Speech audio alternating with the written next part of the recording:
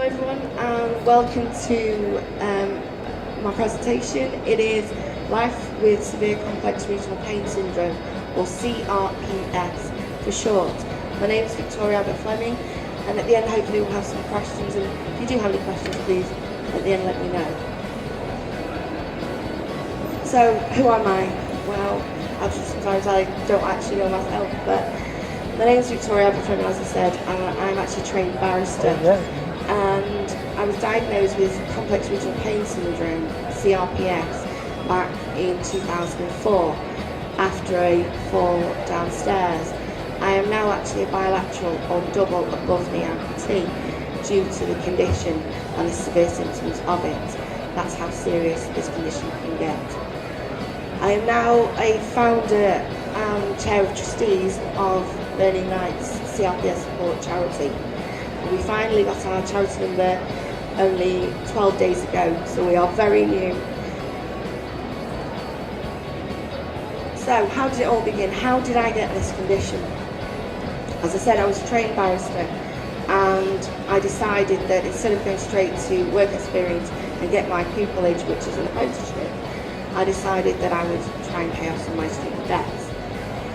And I managed to get a teaching post, and I taught law at a college in Southport.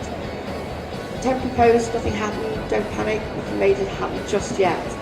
However, I then moved on from there, as I said, it was a temporary post, and moved to a further college. And in that college, I was only there 2 months. And that 2 months later, as I said, the accident. 17th of November 2003, unfortunately it's a day I will never ever forget. I was 24 years old and I was coming out from work. It had been a very heavy rainy day, November, dark, 4:20 in the afternoon, coming down the stairs, and I saw that the stairs were extremely wet. I had nothing in my hands and I thought, no, I'm going to be careful. Went down the first flight okay, got to the second and went from top to bottom. I went down 30 concrete stairs, but I didn't do much damage. I know that sounds very strange, but all that happened was I dented my shin. Immediately I felt a hit of pain, and that pain was so hot, it was like having a poker put through my bone. And I was more embarrassed about the student behind me, 16-year-old lad seeing his miss fall down the stairs.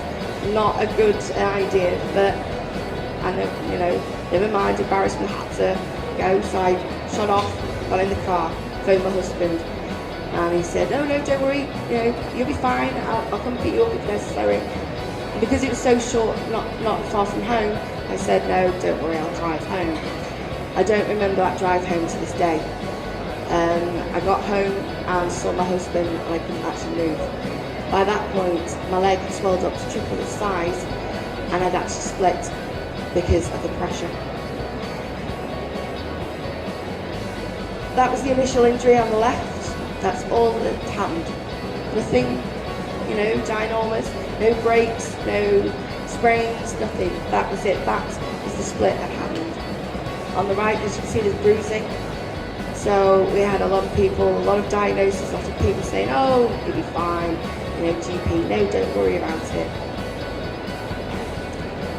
I actually got told once at one point by a consultant, nameless obviously, who said, oh, I don't see what's wrong with it, it's all in your head, go see a psychiatrist.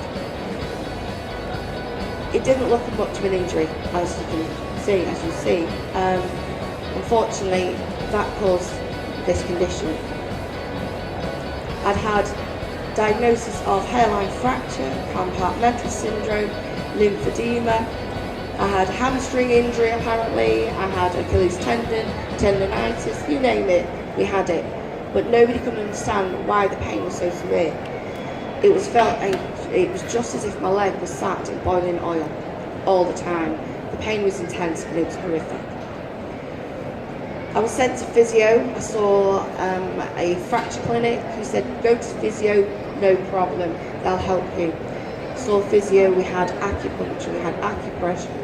We even tried mirror therapy. I don't know whether anyone's heard of mirror therapy, but back in 2004, it was fairly new. So we decided that we would follow the treatment plan that had been devised from this doctor. And he said, let's go to the pain clinic, you're going to see me every 3 months for the next however long is needed. And I went along and I actually questioned whether I was in a pain clinic because I was the youngest there. At 24, the average age that day was over 70. And I thought, I'm not sure where I am. Am I actually in the pain clinic? I did ask, you know, is this the pain clinic? And she said, oh yes, don't worry dear, sit down, you'll be fine. And that was how it was. The treatment process that he tried is the same for every single person that has this condition. We all may be different with symptoms, but the treatment is the same. So he tried medication, the gabapentin, pregabalin, the anti-epileptic drugs. Then we have the antidepressants, nortriptyline, amitriptyline. Then he tried DMSO, dimethyl sulfoxide, apparently, I think. So I'm sorry, ladies and gentlemen, if I got it wrong, any doctors or nurses in the audience. And that cream is basically like a chili cream. It's trying to tingle the nerves to stop them sending pain signals to my brain. And that's, unfortunately, it didn't work for me. For some it does, for most it doesn't. I was then told by this lovely consultant that, don't worry, Mrs. Abbott-Fleming, you won't lose your leg. It's not that serious. So I thought, okay, it's not going to get that far. You know, you're told by your doctor, you expect that he knows better than you do. And I thought, okay, no problem, we're going to be okay. I thought, I'll get my career back online, go back to being a barrister, I'll enjoy my life.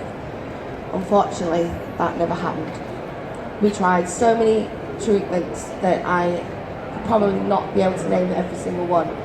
But basically we tried physio, we had OT, we had the pain clinic, we tried medication, we tried regional blocks, which is in the area of your foot, and they inject guanethidine, which is an anaesthetic type drug, and they try and inject it to try and block the pathways from coming to you and from your brain to that part of your body, because your brain is saying you are in constant pain, but you know, it doesn't look it, it's not there.